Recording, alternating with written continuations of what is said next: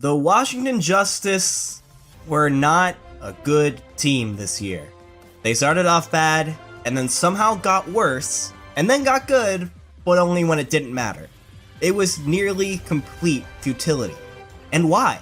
Overwatch League doesn't have a draft, there's nothing to tank for, so just like everyone else, Washington built their team thinking that they could compete for a title. Under those conditions, going 2-19 in the first 3 stages is almost more impressive than being mediocre. How was that accomplished? Let's get into it. Also, I'm getting over a cold, so if my voice sounds different, that's why.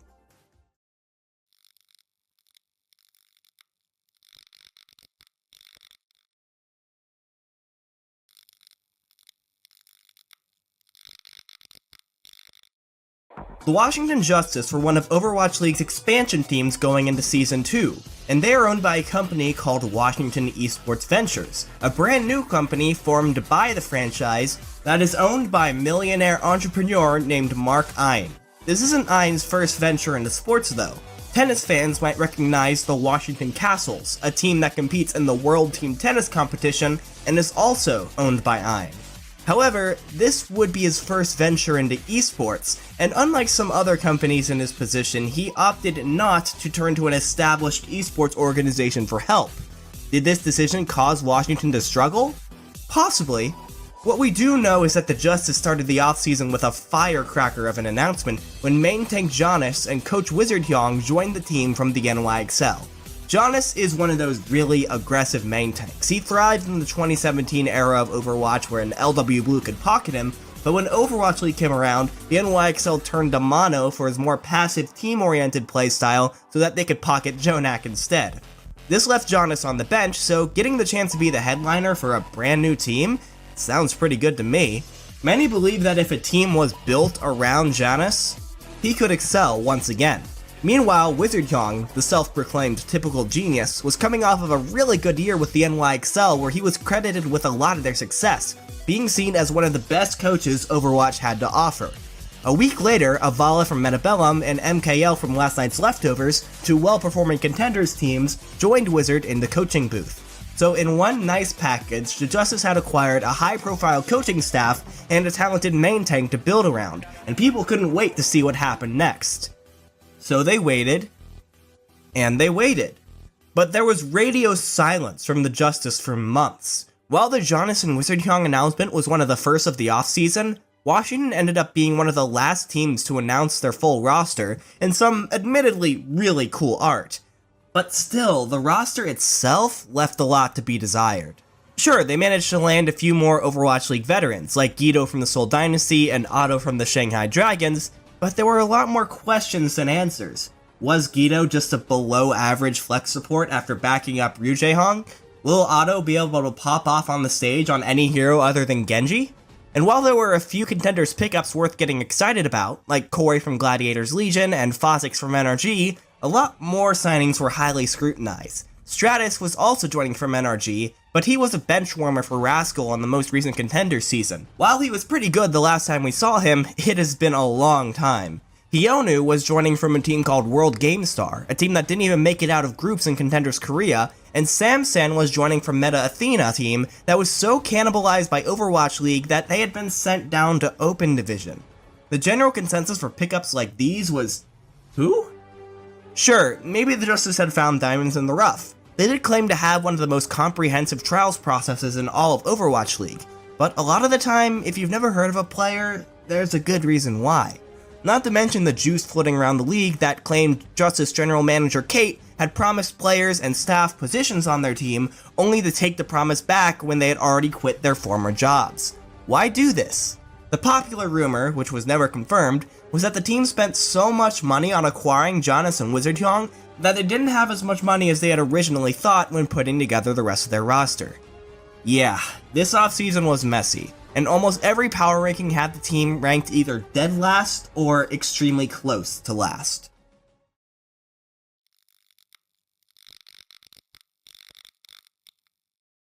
The season started, and yeah, the Justice weren't going to surprise anyone. To be fair, they were keeping it somewhat competitive against teams like the NYXL, the Shock, the Fusion, and the Spitfire, even going to map 5 against the defending champs, but they just never looked good. It was just more like the other teams were worse than them for a map. Playing Moneyball when building a team is always a gamble, and in this case, it seems like the gamble had failed. Jonas was still playing his aggressive Reinhardt style, but the team wasn't backing him up on it as much as he probably wanted them to. Corey was not a very good Zarya, though he did look really good when he got the chance to play Widowmaker. Sam's off tank, well, it wasn't the worst in the league, I guess. Otto's Brigitte, it's so on and so on. The Justice were simply outskilled and out-teamworked. I could most easily compare their playstyle at this point to a really good ranked game. They had the basic concepts of the GOAT's playstyle down, enough to be pretty competitive with everyone else, but when it came time to get into a long, gritty teamfight where every cooldown and ultimate used was impactful, the Justice would blow ults when they didn't really need to, their teamwork would fall apart, and then the other teams would eventually take over and send the Justice back to spawn. The result? An awkward-looking team that ended up going 0-6 to start the season. But the 7th game was special, because this is where the 0-6 Justice faced off against the 1-5 Mayhem, the two worst teams in Overwatch League at the time, fighting to decide which team was the worst. You know what this means, right? It's time for Overwatch League's first ever Tank Bowl!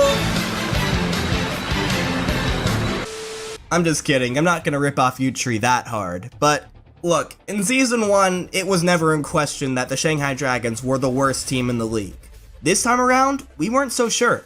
The Justice were winless, but had taken maps in most of their games, while the Mayhem had a win, but only against a boomboxless Fusion. Oh yeah, the Valiant were winless too, but we all kinda knew that they were better than these two teams. This was arguably the first time two terrible teams met in Overwatch League with the title of Worst Team in doubt. And it was glorious in the worst way. Like, if you look in the dictionary for Clown Fiesta, you probably get this game. No one wanted to win. The Mayhem tried their absolute hardest to give the Justice their first win, letting them take the first two maps through some extremely terrible gameplay. But then Washington decided that they wanted to be nice and try and give Florida the win. Over 5 maps of some of the messiest GOATS gameplay that this league has ever seen, the two teams passed the W around like a game of hot potato until the Justice were finally able to squeak out the last map, getting their first win on the board. That's the good news. The bad news? Everyone watching needed a shower afterwards. Ugh.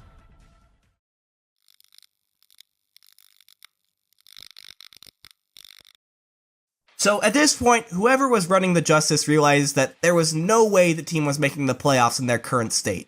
So some moves were made, possibly in a little bit of a panic. Arc was acquired from the NYXL, and later Sleepy from the Shock. These are two players who got a lot of play in Season 1 and were considered really good at the beginning of Overwatch League, but as time went on, they were taken out of the starting lineup in favor of newcomers Onimo and Violet respectively. While the Justice seemed to be slowly turning into the NYXL bench team, everyone agreed that these guys were too talented to just be wasting away on the sidelines. Here they would form the Justice's newest support duo to try and prove it.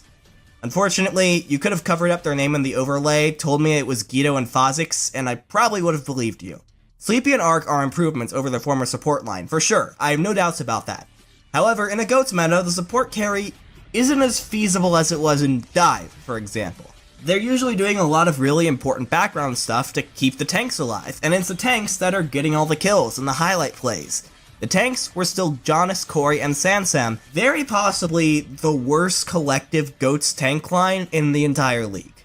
Again, they took a map in almost every game they played. Again, they managed to grab a win at the last second by reverse sweeping the Boston Uprising. It was practically a redo of Stage 1 as far as the results were concerned. Nothing had changed.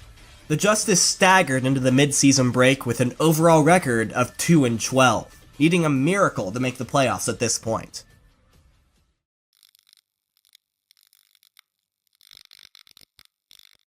Pop quiz, how many maps did the Washington Justice win in Stage 3? Take your guess, time's up, you're wrong, it's 2. Yeah, that miracle didn't happen. Whatever was keeping the Justice even somewhat competitive in most of their games, it left. Most other teams in the league had improved, they just hadn't. And for lack of a better word, they just looked pathetic. I would best compare the Justice right now to how the Seoul Dynasty played in the latter half of Season 1. They just kinda walked into the enemy team, didn't really know what to do once they got there, and got out-ulted and overwhelmed every single time. The Justice didn't even make much of an effort to get out of the rut. Near the end of the stage, they finally signed new tanks in Lolshish and Elivot from Team Envy. This is good because Jonas had severely underwhelmed and Samsen was exactly what people were expecting from Samsen, but due to visas, they wouldn't be able to do anything this season. There's not really much else to say. They didn't really change their playstyle. There were no sweeping changes other than some coaches leaving. They just kinda gave up. They looked tired. This stage, the Washington Justice finally accepted the fate that they had been stubbornly avoiding up until now. The 0-7 club. Now at an overall record of 2-19, the Washington Justice were eliminated from playoff contention.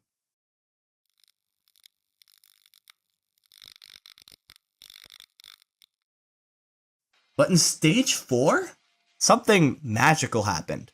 All season long, we had been hearing about how nutty of a DPS the Justice had in Corey, and he looked really good when he wasn't on Zarya, but those moments were few and far between, as the meta demanded Zarya, and a good Zarya, Corey was not.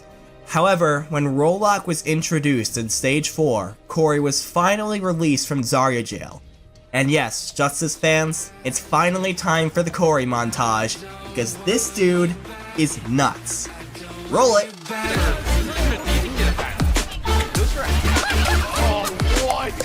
That of NYXL so far. Are still going to be thrown down by Giannis. Too many people in this space. With Corey and Stratus, there's a fourth. My goodness. Yeah, this is where you get set up there on the high ground. Fusion's melted by Corey, who follows up for a double kill as Kolex will be eliminated. Persia Man from behind one of the coalescence will be taken down, but Corey, oh man, he's just up in their faces. The nano tips coming through. They pull Blase back in with the Hulk. Johnny gets to the back line. Why are you fighting Corey, boys? That was good advice.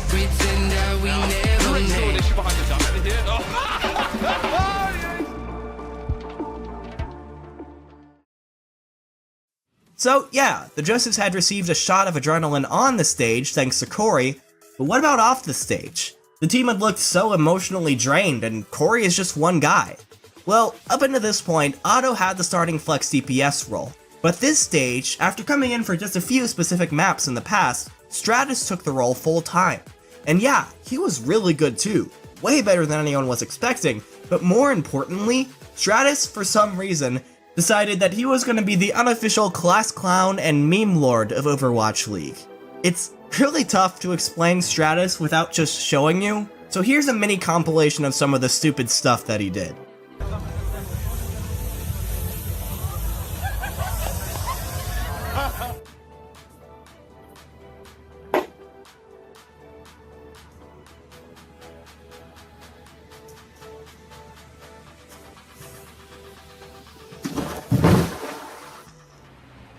I have the power of God and anime on my side.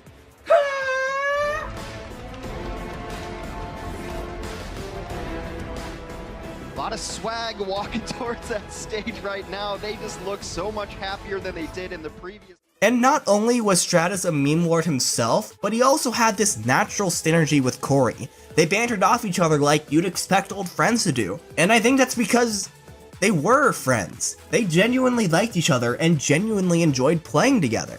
This energy spread to the rest of the team, and all of a sudden, the Washington Justice were having the most fun out of any team in the entire league. You would be surprised how much that helped. Like, the first ever 4-0 against the Vancouver Titans. Like, 6-1 in Stage 4, with the only loss being a really close game against the Reign. All of a sudden, the Washington Justice were arguably the best Overwatch team in the world. All of this is awesome. I'm glad the team is having fun. But we all know what's coming. It was too little too late. The Justice had been eliminated from the playoffs long ago. Sure, they managed to climb up the 17th place overall thanks to this stage, which is something, and they captured the hearts of thousands of fans. But all the same, their season was over.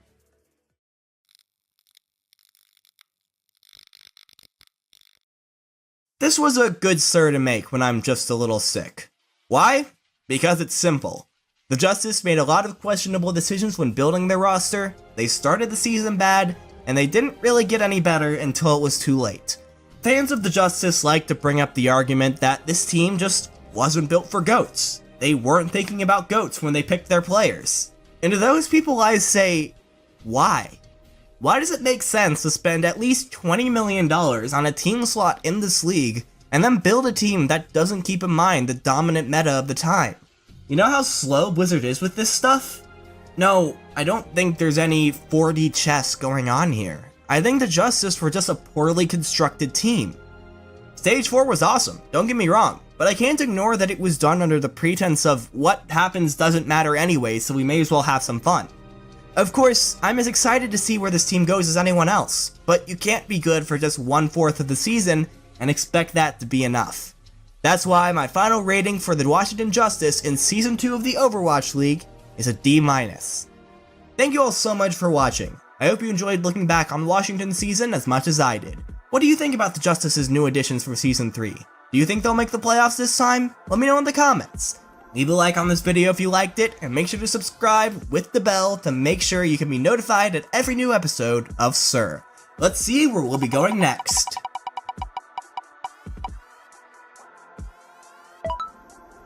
Oh yeah, the Outlaws. What a mess. What the heck happened to these guys? We'll look into it next episode, but until then, don't get tilted.